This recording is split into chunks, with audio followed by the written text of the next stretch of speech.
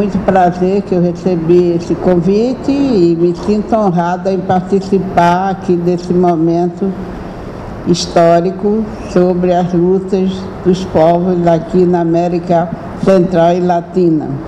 São lutas que conhecemos há muitos anos, né? E que no decorrer da história ela vai nos clareando e trazendo mais experiência desses momentos difíceis que vários países passam. Não só Argentina, Uruguai, Colômbia, Venezuela, México, Bolívia e também o nosso país, que temos visto e assistimos diariamente o retrocesso tremendo em que as conquistas nossas do povo brasileiro são cortadas, né? E a reação são poucas porque os movimentos estão divididos. Trago a mensagem de todos aqueles que congregam e participam junto conosco, a mensagem de mulheres que participaram, tiveram a sua honra de trabalhar e lutar por um país melhor, e também desejar que vamos acabar com essas arestas que temos de fazer divisão de água. Eu acho que o momento é muito difícil e nós precisamos de união, de trocas de ideias, de palavras, para se conseguir e estar um país democrático, livre e independente, onde uma sociedade e os povos possam viver felizes. Eu conheci o socialismo. Tive a sorte de morar 10 anos na Rússia, onde vivi e conheci o socialismo. Eu acho que é uma sociedade que serve de exemplo, embora tenha sofrido as consequências do capitalismo e hoje se tornado uma cidade capitalista misturada com o socialismo. Portanto, as nossas esperanças, companheiros, não devemos desanimar porque a luta é muito séria e nós devemos enfrentar dia a dia mais dificuldades, porque os inimigos estão unidos para derrotarmos em todos os movimentos que temos no Brasil. Essa divisão, os meios de comunicação se juntam a eles e procuram dividir cada vez mais esses conjuntos de companheiros e organizações que fazem tudo para unir as pessoas. Por que fazer essas divisões? Eu digo isso porque eu sou filha do Partido Comunista do Brasil e me sinto honrada de ser comunista, defender as ideias de Marx e Lenin e lutar pelo socialismo. Então, conheci Cuba, conheci Moçambique, Angola, conheço os países latinos. Portanto, eu acho que essas divisórias de projetos que tem, que são levantadas pela mídia, de negro, de visão de negro, de homofóbico, de lésbica, de prostituição, de grupos da juventude com essas músicas que eu praticamente não gosto, são herança do capitalismo criada dentro dos meios de comunicação para dividir os movimentos e não pensarem, não botarem a cabeça para pensar no que é fundamental, que é conhecer o seu país, as suas necessidades, a sua luta com dignidade para as conquistas que nós queremos. Um país sem educação, um país que tem uma riqueza tremenda, gente para trabalhar, terra dominada e adquirida pela igreja que não distribui. E criam essas divisórias de grupos exatamente no meio da juventude para desviar o sentido da luta do nosso povo. Eu entendo que seja a minha opinião sobre isso. Eu acho que todos os companheiros, nós devemos lembrar das palavras solidariedade, internacionalismo, luta contra o imperialismo, luta contra o capital estrangeiro, solidariedade, são palavras que estão esquecidas do nosso povo. E nós devemos lembrar e cultivar e levar isso ao conhecimento do jovem para que ele conheça que o seu país é rico, as defesas naturais, as nossas riquezas, nós devemos defender elas com unha e dente. Eu apoio, por exemplo, o movimento Sem Terra. Por quê? Porque o movimento Sem Terra é um movimento que luta por um objetivo, é terra para trabalhar, construir, viver e morar com a sua família. Os outros partidos estão todos diluídos e partidos nas suas divisórias. Por quê? Porque eles não têm uma plataforma em que as pessoas acreditem que devem lutar por ela. Estou me referindo a esses movimentos, não é só aqui no Brasil, é em todos os países latinos e americanos, que se cria esse polo divisório, que é para confundir a cabeça do jovem com músicas, com outras tendências de literatura, de cinemas culturais, para criar uma ofensiva contra as pessoas que lutam por um país livre e independente. Companheiro, eu conheço muito pouco sobre as lutas, sou ignorante em dizer, as lutas dos Tupamaros. Eu vivi em São Paulo, até cheguei a conhecer a Ruth Escobar, mas os detalhes sobre a sua luta, eu sei que faziam guerrilhas e lutavam com seus objetivos, mas não tenho, assim, características sobre esse movimento. Nós tivemos aqui no Brasil movimentos que foram também parecidos, como os guerrilheiros, né, do Araguaia, Marighella, que criaram também divisória dentro do partido. Perdemos quantos companheiros do Comitê Central, perdemos quantas companheiras que morreram na luta, como Elisa Branco, Zélia Magalhães, Angelina Moschel, Júlia Santiago, Elisa Branco, Ruth Heckel, Adalgisa Cavalcante, Maria da Conceição, mulheres que perderam e deram sua vida para que o nosso país se liberte. Hoje nós temos muitas representantes de mulheres no nosso país e deve crescer mais.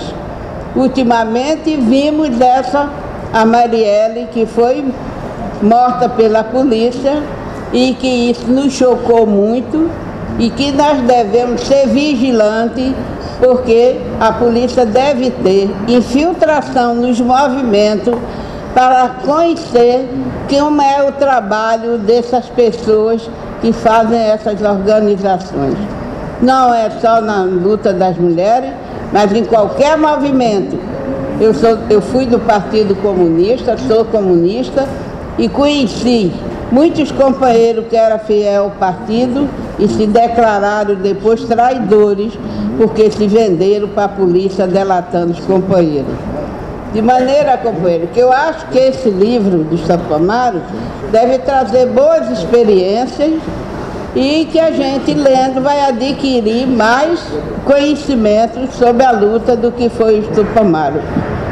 O seu escritor, que traduziu, né, deve estar de parabéns.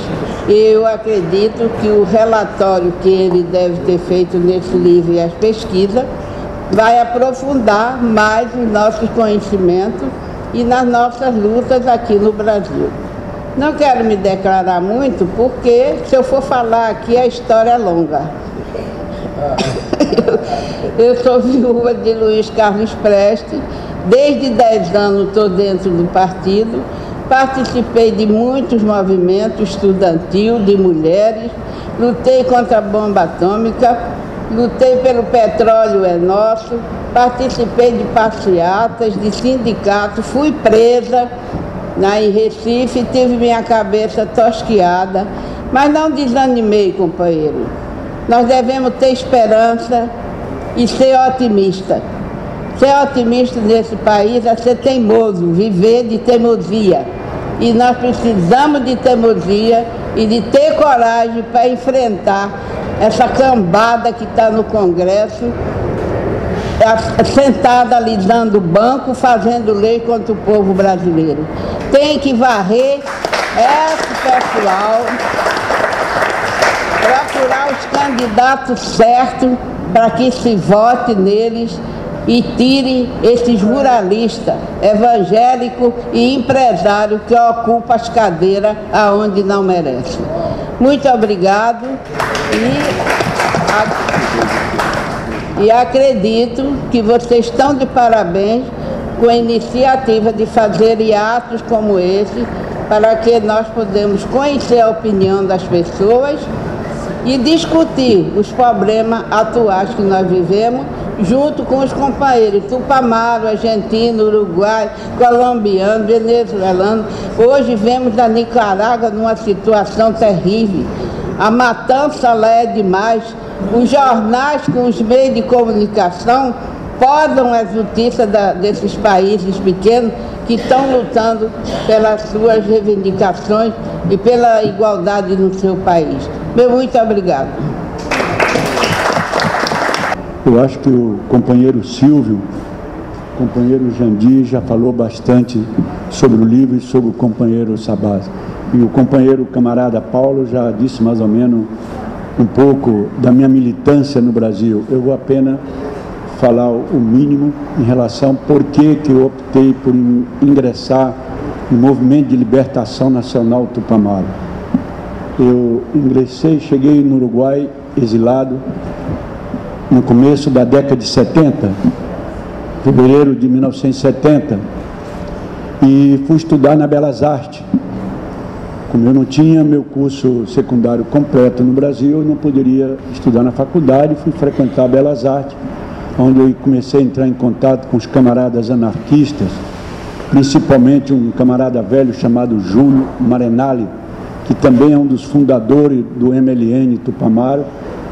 E por aí eu comecei a conversar com os camaradas e acabei ingressando num grupo chamado CAT. O que era o CAT? Para vocês terem uma ideia da diferença um pouco da formação do Movimento de Libertação Nacional Tupamaro, eu comecei a militar no CAT. Um CAT era grupo de ação, grupo de apoio aos Tupamaro, onde nós tínhamos determinadas tarefas consideradas dentro da guerra popular, tarefas simples de aprendizado e de preparamento para dar um salto dentro da estrutura da organização. Desse CAT, através da militância, eu cheguei a um GAF, que na estrutura era Grupo de Ação e Informação, e daí eu passei para o subcomando. E foi nesse processo que eu, desde o dia que eu entrei no CAT, saindo do Brasil, chegando no Uruguai, ingressando no Tupamaro, eu aprendi, enriqueci a minha militância e principalmente eu fui aprender o que é um ser humano. Porque ser militante político, se dizer ser revolucionário, é uma coisa muito simples, qualquer um pode abrir a boca e dizer, eu sou militante, sou revolucionário. Mas no Uruguai eu fui aprender o que é a solidariedade, o que é a camaradagem verdadeira, convivendo com um companheiro que ele era responsável na estrutura do MLN, ele era responsável do grupo que eu participei. Foi compartilhando a vida como companheiro, como a Lúcia Topolaski, atual companheiro do Pepe, o velho Júlio, né? O companheiro Sabá, outro companheiro, grande irmão, o Arturo, um grande ser humano, né? Aí nós fomos forjando aquilo que dentro do MLN nós chamava construção de um homem novo, né? Esse companheiro aqui já é da segunda geração do MLN, né? E foi ali que eu fui aprender, né, que uma coisa que eu acho muito importante, que já me falava o velho Júlio, e eu fui encontrar isso agora recente, lendo no livro do Gork, que na luta política revolucionária, as armas não é o mais importante no primeiro momento, porque as mãos pegam as armas a qualquer momento. A coisa mais importante é ganhar o coração para ser um militante revolucionário. A segunda é a cabeça, o cérebro. Aí as mãos é fácil, as mãos a gente pode ir lá e reconquistar as armas, pegar as armas a qualquer momento. Mas para ser um revolucionário, há que amar profundamente e acima de tudo, e ter a capacidade de colocar a vida em função daquilo que nós acreditamos. E eu, hoje, por que eu sugeri aos companheiros da Liga Latino-Americana, da qual eu faço parte, né, e da qual, junto com o camarada Paulo, numa amizade de 50 anos, né, conseguimos discutir com o camarada Jandir, o camarada Paulo, no grupo, a publicação desse livro. Porque eu tenho uma relação muito grande com os velhos camaradas. Isso é uma coisa que eu jamais vou esquecer ou vou adotar uma teoria chamada teoria da goma, a teoria da borracha, que é passar borracha no meu passado. Eu não nego nenhum ato que eu fiz e tenho alegria de ter contribuído na minha modesta militância em participar em várias operações militares importantes dentro do MLN. E eu jamais vou negar o legado de todos aqueles que tombaram e que deram a sua vida por esse sonho de uma sociedade mais justa, mais humana, mais fraterna, que é o socialismo. E eu decidi, hoje com 74 anos, sou aposentado, vivo da minha aposentadoria, não acredito no sistema burguês, não acredito no sistema eleitoral, porque as eleições é uma fantasia que nós vivemos aí, eles colocam e tiram a hora que eles querem. Então eu decidi que a minha última etapa da minha existência vai ter que seguir militando e acreditando naquilo que eu acreditei, comecei a acreditar aos meus 14 anos, quando fugi da minha casa, dos meus pais na Bahia. Então, eu acho que sobre o livro, os camaradas já falaram tudo, e eu me sinto orgulhoso de ter participado dessa bandeira que eu carrego e ganhei lá do local do MLN, foi tirada dentro da sede do MLN, e eu carrego ela no coração, entendeu? Então, eu queria agradecer a vocês por estar aqui presente no lançamento desse livro, e que hoje nós andamos por aí e pensamos sim e sonhamos, né, que um mundo melhor é possível e é necessário. E sigo ao camarada aqui, a consigna do MLN, pátria para todo ou pátria para nada, e a outra consigna que foi levantada pelo MLN, pelo ERP, pelos camaradas Monto, que era a vencer ou morrer pela América Latina. Então eu agradeço aos companheiros que estejam aqui. E não sou intelectual, então eu não falo para agradar, eu falo aquilo que eu sinto. Obrigado. Mas eu quero dizer apenas que eu estou contemplado plenamente com o que falou o Carlos Arnares, o Jandir, o Maria Prestes, o Sardinha, lá o Aníbal Varela, e estou totalmente de acordo. E em nome aqui fecha 8h30, depois de 8h30 tem que apagar as luzes. Então eu me sinto contemplado em dizer que está muito claro que a questão, por favor, a questão da América Latina, a gente vê que é uma tragédia, né? Quer dizer, do México até o Brasil. Quer dizer, há um avanço muito crescente da direita e do neoliberalismo. Acho que a única exceção que nós vamos ter agora por aqui, segundo Carlos Arnares, é no México, que é a possibilidade de ser eleito um cidadão progressista, com tendência progressista, não revolucionário.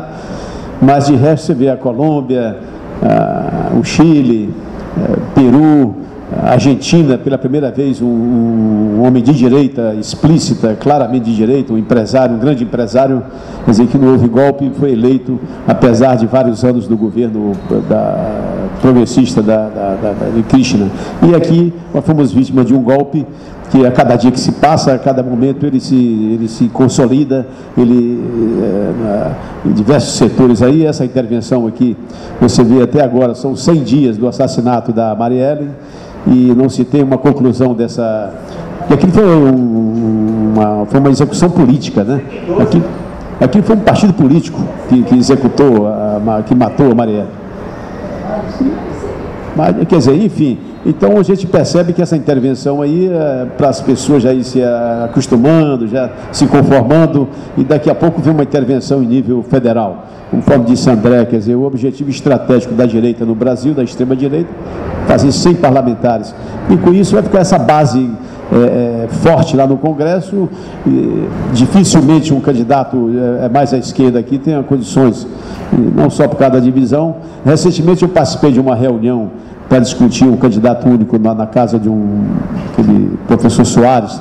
Estava lá a Jandira, estava lá aquela que foi vice-candidata do Freixo, a Luciana Boiatê, enfim, vários representantes dos partidos, para discutir um candidato único lá, a possibilidade de uma unidade, de um candidato só ao governo do Estado. E a Luciana disse lá, olha, tudo bem, eu acho que isso só será viável no segundo turno, porque no primeiro nós já temos um candidato, que é o professor Tarcísio Mota. Então já cria ali uma possibilidade de fazer uma... E isso também se dá em nível nacional. Quer dizer, até agora, praticamente o PT, eu agora estive um dia em São Paulo e tenho viajado bastante por aí. A gente vê que muita gente está aguardando qual será o candidato indicado por Lula. Até agora não se sabe direito. Parece que há uma possibilidade de que Lula indique o professor não, aquele foi embaixador, ministro de Relações Exteriores, que é o professor Celso Amorim, que é uma grande figura, muito ética, respeitada, né? E que seria candidato aqui, mas devido a uma oposição ferrenha da filha, da família, recuou, mas está sendo pressionado em nível federal para ser esse candidato. Mas o PT está enfraquecido com o seu principal líder preso, está nesse impasse, né? Quer dizer, então, na verdade, vivemos esse momento trágico na América Latina, e que a gente, apenas eu acho que não estamos numa perplexidade estática, parados. Acho que há vários grupos, vários movimentos, aqui no Brasil, do Amazonas ao Rio Grande do Sul, ao Chuí, todo mundo, pequenos grupos, horizontalmente, que estão fazendo pequenos trabalhos. E a gente acredita que no futuro isso convirja para uma frente, né? E assim vivemos essa tragédia na América Latina. Eu agradeço aí, em nome da Liga dos Irredentos Latino-Americanos, a presença de vocês todos. Então, boa noite a todos.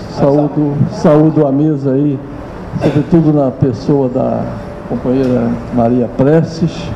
E eu queria só colocar aqui um pouco defender o nosso produto. Eventualmente, eu sou presidente da TV Comunitária do Rio de Janeiro, que eu faço questão de manter lá mais uma direção colegiada do que presidencialista. E queria só ressaltar aqui, o Neiva Moreira falava da importância de a gente ter acesso aos meios de comunicação, ou seja, a democratização desses meios.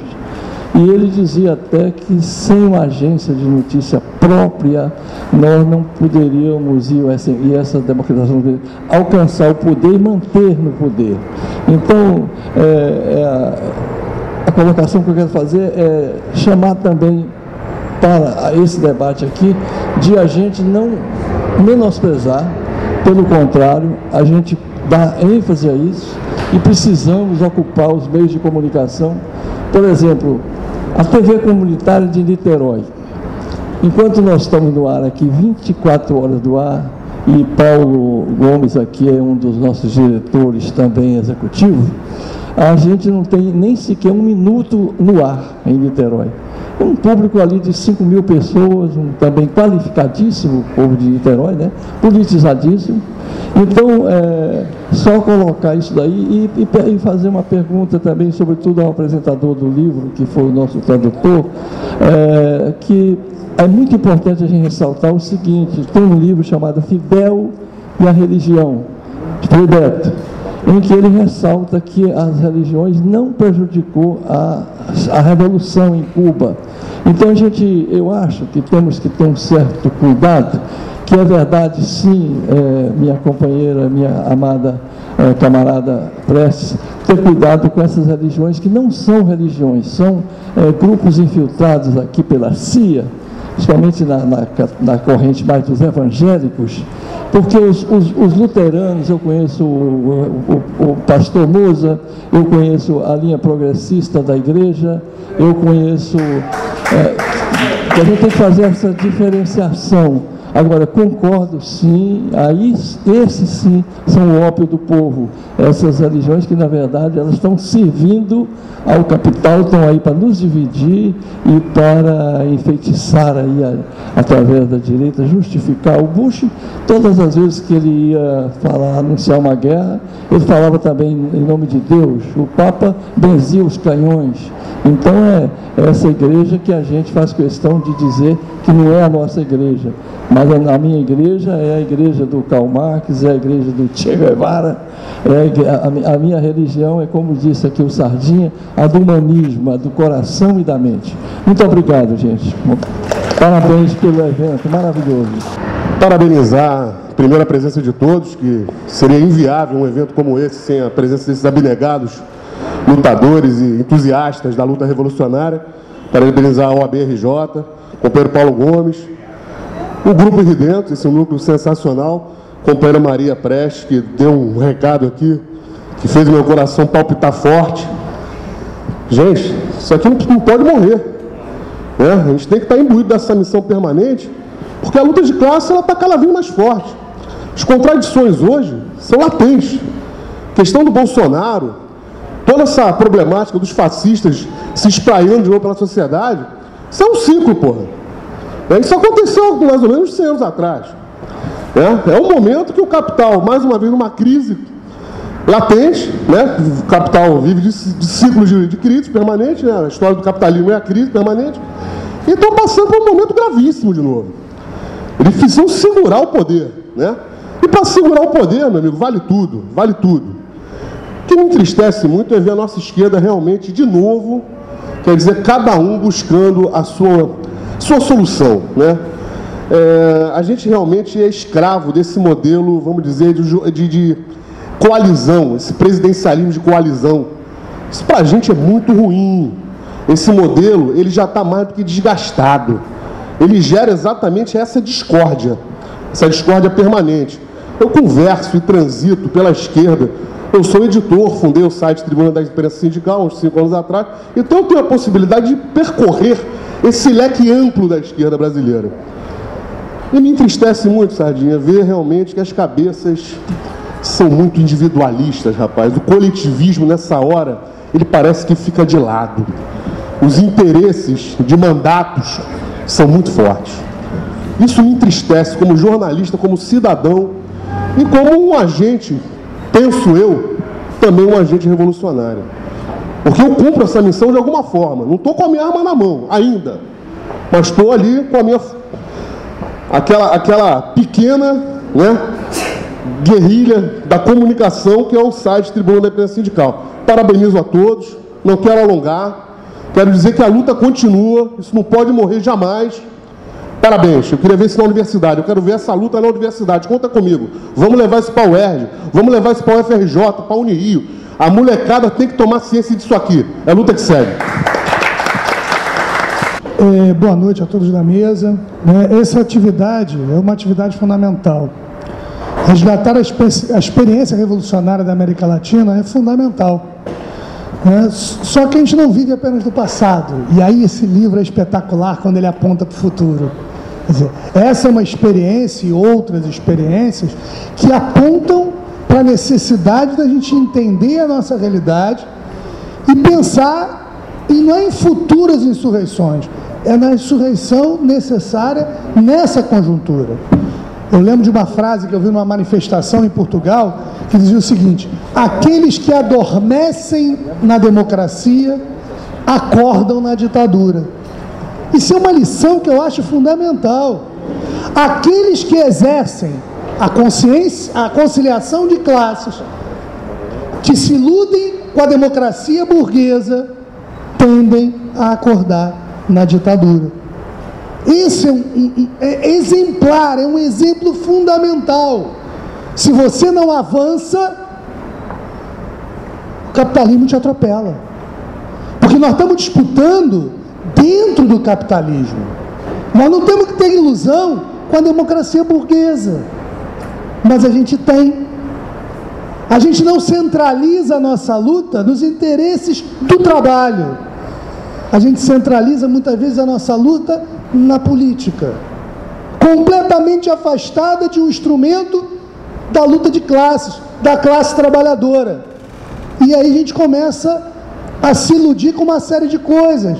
Nós podemos tomar o Estado aos pedaços, que nem fosse um queijinho que a gente vai cortando, né? Vai ocupando, e aí a gente chega no Estado, ocupa os aparatos do Estado, que nem foi feito hoje na Venezuela, e não dá o passo adiante. Porque a gente não só, a sociedade civil não é uma escada que a gente vai subindo e de repente a gente chega ao Estado, aos aparatos do Estado. Não é assim. Tem um abismo entre a sociedade civil e o aparato do Estado. E esse abismo só pode ser superado por uma coisinha muito simples, se chama revolução.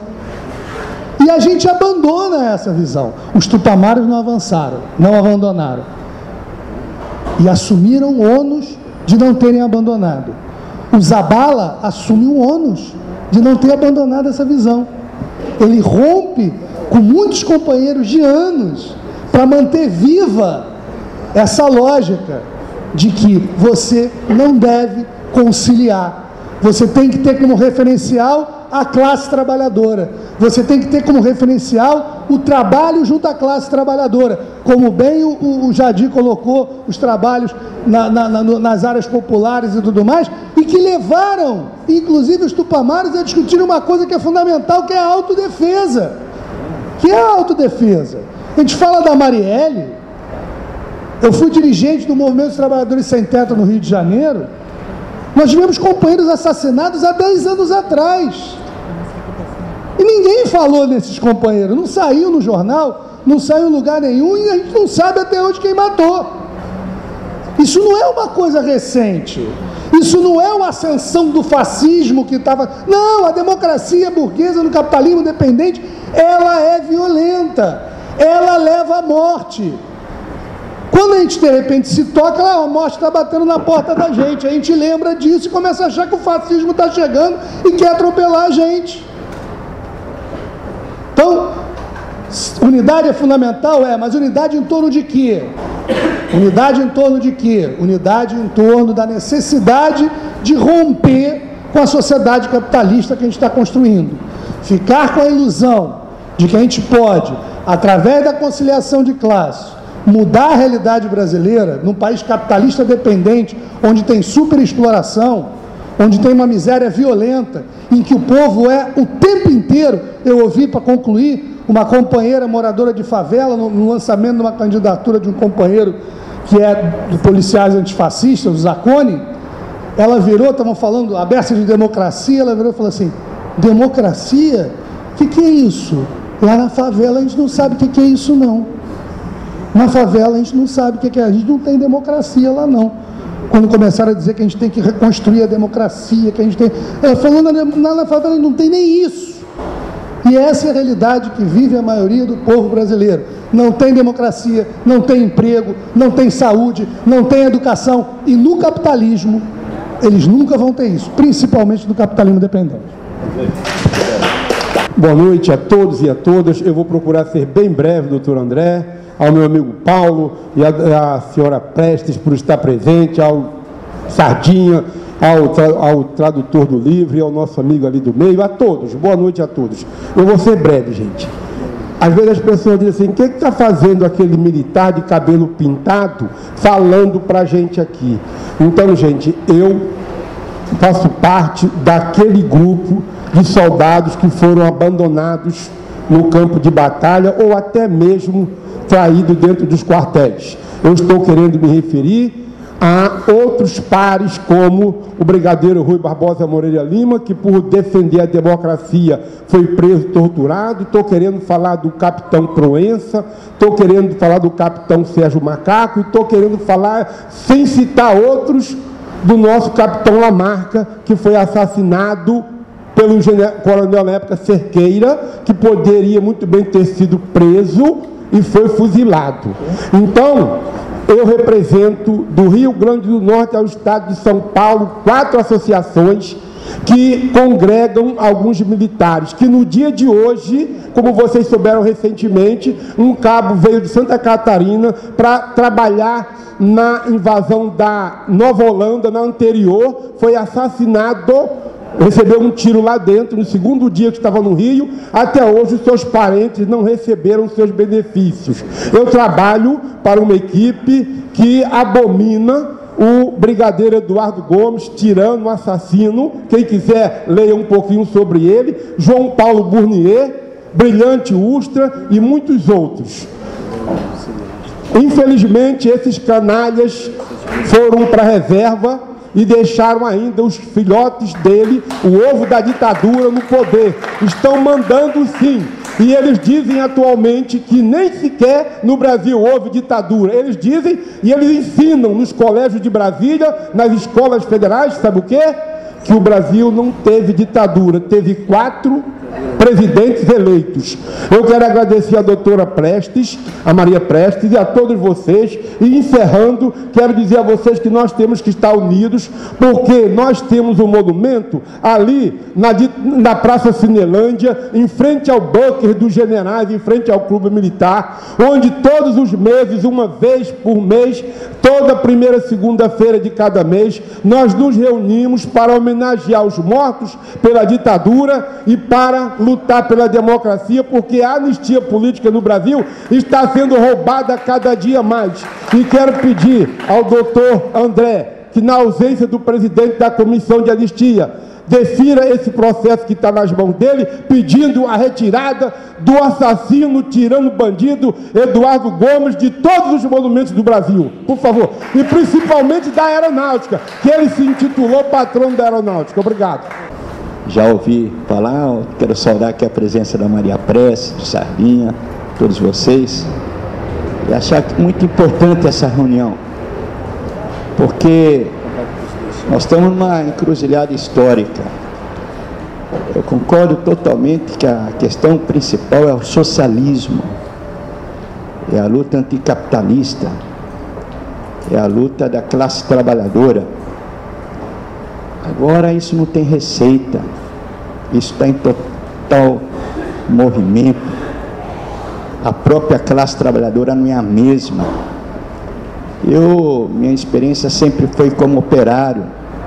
Entrei em 74 numa fábrica de locomotiva em Campinas, a GE, fabricava locomotiva. Depois trabalhei em São Bernardo, era a Volkswagen, tinha 43 mil trabalhadores, era o Fordismo.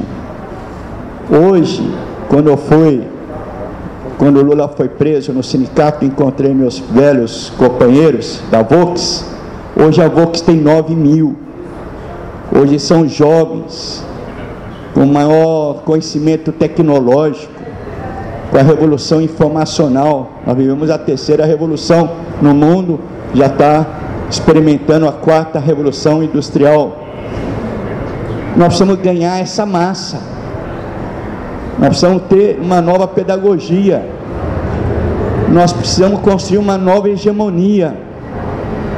Nós não vamos fazer a revolução, nós vamos fazer a revolução com milhões, é obra de milhões. Por isso a necessidade da luta de ideias, a luta ideológica, a construção de uma nova hegemonia. Essa é a questão, e a questão da unidade de forças. Acho que na América Latina tem experiências positivas, sim. A própria Frente Ampla do Uruguai é uma experiência positiva. Nós temos que construir uma frente que seja alternativa de poder.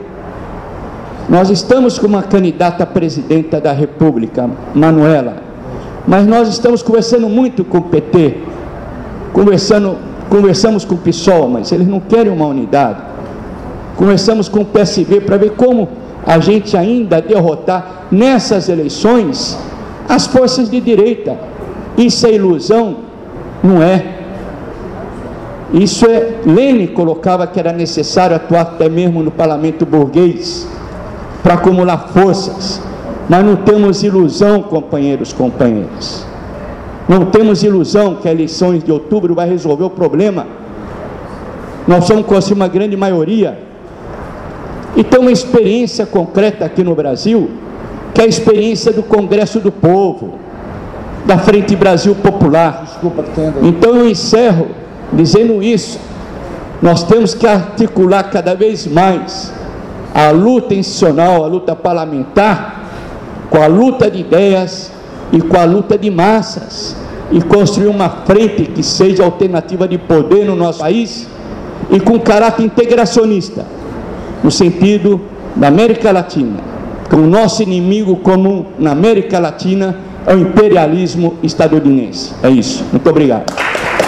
Primeiramente dizer que estou aqui para representar a juventude que não caiu pelos caminhos errados de simplesmente negar o passado e não valorizar os grandes heróis da América Latina, do nosso próprio país. Eu tenho orgulho imenso, uso vocês como fonte de inspiração para a minha vida, e eu acho que é isso que falta à nossa juventude, memória, para que sirva como fundação para a nossa luta no futuro, porque, como o Mao Tse Tung disse, a juventude é que levará o país e a revolução adiante. Então a força está em nós. Eu queria apenas marcar a efeméride de hoje, que há exatos 68 anos, no dia 25 de junho de 1950, os Estados Unidos da América iniciavam um dos maiores genocídios e injustiças da história, a Guerra da Coreia. Eu estou aqui para representar o povo da República Popular Democrática da Coreia, na luta da Guerra da Coreia, onde mais de 2,5 milhões de civis coreanos foram mortos em nome da hegemonia imperialista, para reforçar tudo o que foi dito aqui. O nosso inimigo são os Estados Unidos da América. O nosso inimigo é o imperialismo norte-americano. Morte ao imperialismo norte-americano! Boa noite a todos e a todas. Eu não vou me alongar, eu só queria complementar que é importante na medida que há um silêncio total da mídia comercial sobre os acontecimentos no Uruguai. Por exemplo, você falou no nosso Raul Sendic, filho do Raul Sendic, fundador do movimento Palmar. Raul Sendic Filho foi absolvido, e aqui não se noticiou isso, só se noticiou que ele está sendo algo como tipo Lula, que é acusado de indevidamente, sem a mínima prova, que ele foi absolvido pela justiça uruguaia. Aqui esse noticiário essa notícia não foi divulgada no Brasil. É importante que todos saibam o que aconteceu. E segunda coisa, eu colocaria para o Asnares, o que eu sou leitor assíduo, eu perguntaria se você tem informações sobre a greve geral hoje lá na Argentina contra a política econômica desse bandido que é presidente da República, chamado Macri. É isso. Obrigado. Estou aqui nesse momento representando o Conselho Estadual de Direitos da Mulher, o CEDI do Rio de Janeiro, e dizer que esse livro, na fala do companheiro camarada Sardinha e do camarada Jandir traz para nós, que estamos desenvolvendo o Congresso do Povo, que o nosso camarada João Batista citou, a gente está desenvolvendo lá em Saquarema uma experiência do Congresso do Povo, que está sendo assim muito incrível. E esse livro está chegando assim no momento exato em que a gente precisa de uma literatura que conte uma história de algumas pessoas que lutaram. A gente já tem as experiências, esses materiais didáticos maravilhosos que vocês estão produzindo. A Liga dos Irredentos vai entrar para a história do resgate histórico, da verdadeira história brasileira. Porque nós não temos a escola, no dia a dia escolar, a gente não vê isso acontecer. Os currículos escolares não contam as histórias verdadeiras da nossa história do Brasil. Então, a gente tem um material que a gente pode usar e nesses encontros que a gente está tendo preliminares do Congresso do Povo, João Batista, é uma coisa muito incrível, porque, na verdade, não é um momento só, é um processo de construção e de continuidade que se formarão núcleos nos diversos cantinhos de cada lugar, nos bairros, nos clubes, nas periferias, onde as pessoas queiram se reunir, discutir, a gente está tentando fazer todo um trabalho para que isso possa acontecer. E a gente está sentindo, assim, uma vontade muito grande das pessoas de participarem disso, tá, gente? Então, fiquem atentos ao Congresso do Povo. Está fazendo 5 anos que eu estou respondendo 17 prédios, fizemos 17 ocupações à Frente Internacionalista do Sem Teto, e por incrível que pareça, através do Ministério Público Federal e Estadual, fomos processados por 17 vezes. Engraçado, 2 prédios desses é do Eike Batista, um é da Aldeia Maracanã. E aí, a questão vem aí. O cara gastou 250 bilhões de reais. Deixou um prédio em ruínas e a gente pensa ainda na Copa ainda, né? Eu queria saber em que mundo nós estamos. Infelizmente, a realidade tem que ser dita.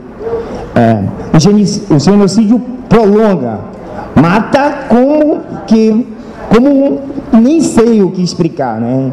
Você vai para Maré, tem problema. Você vai para o Vidigal, tem problema. Você vai para o Cantagalo, tem problema. Não é só Zona Sul, nem Zona Norte, nem Zona Oeste, não. A bala come no centro. Ainda tem a bancada da bala que quer ser presidente da República e tem gente que vai torcendo para o Flamengo e dizendo Bolsonaro. E eu queria saber de que mundo nós estamos, né? Porque eu acho que esse não é o meu país que me representa, não. E aí eu tento analisar como é que eu faço essa conjuntura. E venho aqui, onde essa plateia está aqui, pouco, mas talvez essa bancada que está aqui possa me representar. Entre o luxo e o lixo, eu queria saber porque eu ainda estou no meio. Morte ao capitalismo. Bueno, acá el compañero preguntaba cómo está la situación en Argentina hoy, que tenemos una huelga general. Quiero decirles que la huelga general fue declarada por la Central de Trabajadores y en una decisión no consultada la declararon un lunes, un día lunes, después de un sábado y un domingo, y esa no es una huelga que evidentemente tiene la intención de enfrentar al gobierno. Es una huelga que fue declarada para cumplir con una posibilidad de después negociar con el gobierno. Pero las centrales sindicales combativas, los sindicatos de clase, declararon la huelga activa, con cortes de rutas, de calles, de carreteras, con barricadas, con ollas populares, y la huelga ha sido un éxito, las fotos que llegan desde Buenos Aires y desde todo el país hablan de barricadas de fuego en gran parte de las entradas de las ciudades, y la burocracia sindical nuevamente ha sido derrotada. porque hay un sector del sindicalismo que permanentemente traiciona al movimiento de los trabajadores y trabajadoras. Hay un sector del sindicalismo que en cada uno de nuestros países lo que busca es llenar sus bolsillos de dinero y no atienden las necesidades de los trabajadores y las trabajadoras. Negocian por arriba y nosotros luchamos por abajo, pero cada vez son más derrotados porque la situación que impone el capitalismo hace que la gente, que el pueblo se rebele, y se rebela contra el gobierno y contra los sindicatos burocráticos. Por eso que lo más importante hoy es tener en cuenta algo que siempre tuvo el movimiento obrero revolucionario, que es ser independientes de las burocracias sindicales, del Estado, del gobierno, y pelear siempre, pelear por los intereses de los trabajadores y trabajadoras. Y esto es lo que creo que es una enseñanza para todos nuestros países, porque todos tenemos sindicatos parecidos, todos tenemos sindicatos que tardan en rebelarse, y cuando lo hacen es porque ya han negociado por arriba con los gobiernos. Y otra cosa que quiero decirles, compañeras y compañeros, me alegra que haya entrado por la puerta toda la lucha que ustedes están llevando.